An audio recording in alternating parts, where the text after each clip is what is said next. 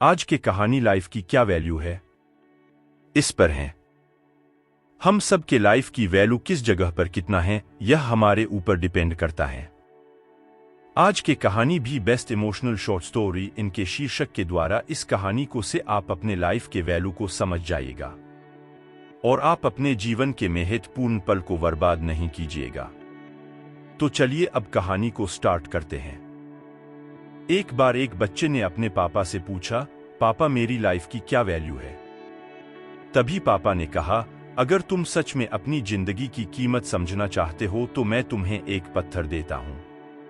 इस पत्थर को लेकर मार्केट में चले जाना है और अगर कोई इसकी प्राइस पूछे तो कुछ मत कहना, बस अपनी 2 उंगली खड़ी कर देना। मार्केट गया वो, कुछ देर तो वह ऐसे ही बैठा रहा, लेकिन कुछ देर बाद एक बूढ़ी औरत उसके पास आई है और उस पत्थर का प्राइस पूछने लगी।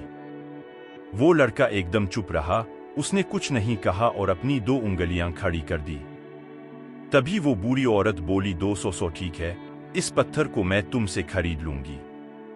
लड़का शॉक्ड हो गया, ये पत्थर की कीमत 200 चूंकि पत्थर जेनरली कहीं पर भी मिल जाते हैं, लेकिन उसका प्राइस 200। वो तुरंत अपने पापा के पास गया और बोला, पापा मुझे मार्केट में बूढ़ी औरत मिली थी और इस पत्थर के 200 देने के लिए तैयार थी। पापा ने कहा, इस बार तुम इस पत्थर को म्यूजियम में लेकर जाना और अगर कोई इसका प्राइस पूछे तो कुछ मत कहना, बस अपनी 2 अंगुली खड़ी देना। वो लड़का म्यूजियम में गया और वहां पर एक आदमी की नजर उसके हाथ में रखे पत्थर पर पड़ी और तभी उसने उस पत्थर का प्राइस पूछा। वो बच्चा एकदम चुप रहा और उसने अपनी 2 उंगलियां खड़ी कर दी।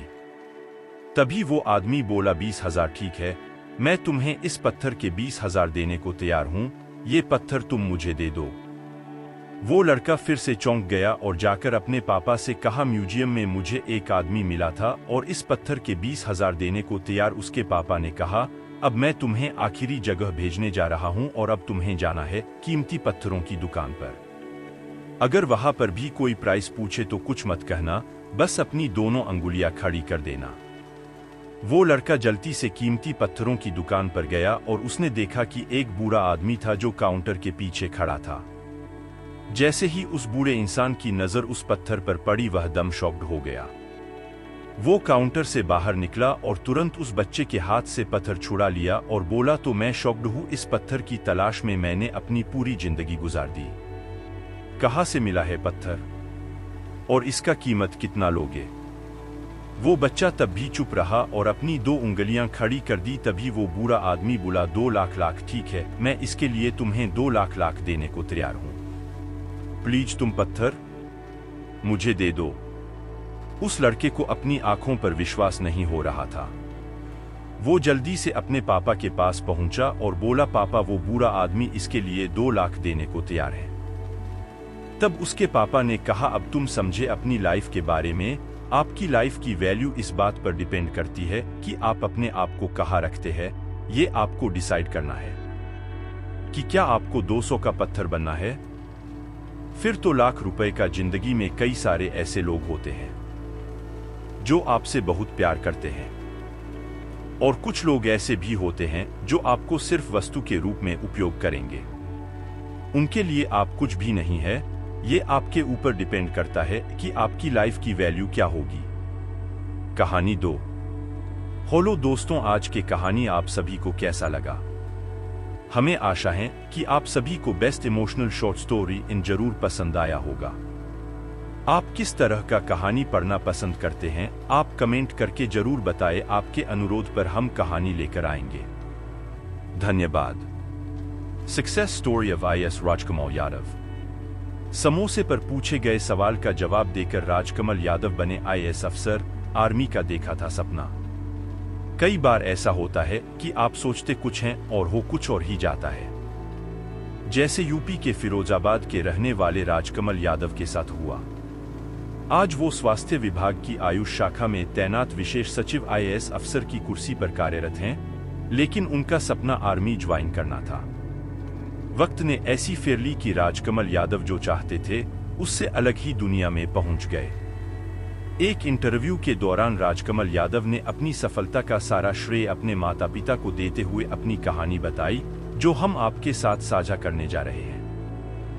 सफलता का श्रेय अपने माता पिता को देते हैं राजकमल। राजकमल यादव साल 2013 बैच के IAS अफसर हैं। इसके पहले यह विशेष सचिव सचिवालय प्रशासन विभाग में तैनात थे। राजकमल यादव अपनी सफलता का श्रेय अपने माता पिता को देते हुए कहना है कि पिताजी से ही उन्हें हमेशा प्रेरणा मिली, जिसकी बदौलत वह आज IAS हैं। राजकमल यादव यूपी के फिरोजाबाद के रहने वाले हैं। उनका जन्म फिरोजाबाद जनपद के शिकोहाबाद में हुआ था। 6वीं क्लास तक की एजुकेशन गांव में ही हुई, जिसके बाद उन्होंने आगे की पढ़ाई के लिए लखनऊ के आर्मी स्कूल में एडमिशन लिया। इनके पिता कमल किशोर यादव ग्रामीण बैंक में जॉब करते थे। आर्मी ज्वाइन करने का था सपना। इंटरव्यू के दौरान राजकमल बताते हैं कि आर्मी स्कूल में शुरू से ही देशभक्ति पर आधारित तमाम कल्चरल प्रोग्राम हुआ करते हैं। वहां का माहौल कुछ इस तरह का था कि मन में शुरू से ही आर्मी में जाने का सपना पाल लिया था। साथ ही राजकमल ने चेन्नई में वेटेरनरी साइंस से ग्रेजुएशन किया है। राजकमल बताते हैं कि जब वो UPSC का इंटरव्यू देने गए तो इंटरव्यू के दौरान उनसे पूछा गया कि आर्मी स्कूल में पढ़े हो तो आर्मी में क्यों नहीं गए। फिर उन्होंने जवाब दिया कि IAS और आर्मी में से किसी एक को चुनने के लिए कहा जाए तो मैं आर्मी ही सिलेक्ट करेंगे। इस जवाब पर उन्होंने मेरी पीठ थपथपाई और वो सिलेक्ट हो गए। ग्रेजुएशन के दौरान ही शुरू कर दी थी IAS की तैयारी। बता दें कि राजकमल 2 भाइयों में सबसे बड़े हैं। इतना ही नहीं, उनकी पत्नी ज्योत्सना भी PCs ऑफिसर हैं। राजकमल बताते हैं कि वो क्रिकेट के बहुत अच्छे खिलाड़ी हैं। इसके अलावा उनको बॉडी बिल्डिंग का भी काफी शौक है। वह रोज सुबह घंटों जिम में पसीना बहाते हैं। राजकमल आगे बताते हैं कि उन्होंने ग्रेजुएशन के दौरान ही IAS की तैयारी शुरू कर दी थी। कॉलेज से आने के बाद वो घंटों पढ़ाई के साथ ही GS और सिविल सर्विस से रिलेटेड अन्य सब्जेक्ट्स पढ़ता करते थे। इतना ही नहीं, उन्होंने प्रिपरेशन के लिए वो कभी किसी एक्सपर्ट या कोचिंग का सहारा नहीं लिया। समोसे पर पूछे गए सवाल का जवाब देकर राजकमल बने IAS। राजकमल बताते हैं कि उन्होंने वेटरनरी साइंस से ग्रेजुएशन किया है, इसलिए UPSC के इंटरव्यू में उनसे बीमारियों के बारे में पूछा जा रहा था। सामने बैठे एक सर समोसा खा रहे थे। उनसे पूछा गया कि पेट संबंधी बीमारियों के कुछ रीजन बताइए, तो उन्होंने जवाब दिया कि जो समोसा आप खा रहे हैं, सबसे ज्यादा पेट की बीमारियां ऐसी ही चीजें खाने से होती हैं। इस पर सभी ठहाका मारकर हंसने लगे। फिर उन्होंने उनसे कहा कि क्या आप भी खाओ, तो राजकमल ने जवाब दिया कि वो बीमारियां नहीं खा सकते। इस दुनिया में असंभव कुछ भी नहीं, हम वो सब कर सकते हैं जो हम सोच सकते हैं, और हम वो सब सोच सकते हैं जो आज तक हमने नहीं सोचा।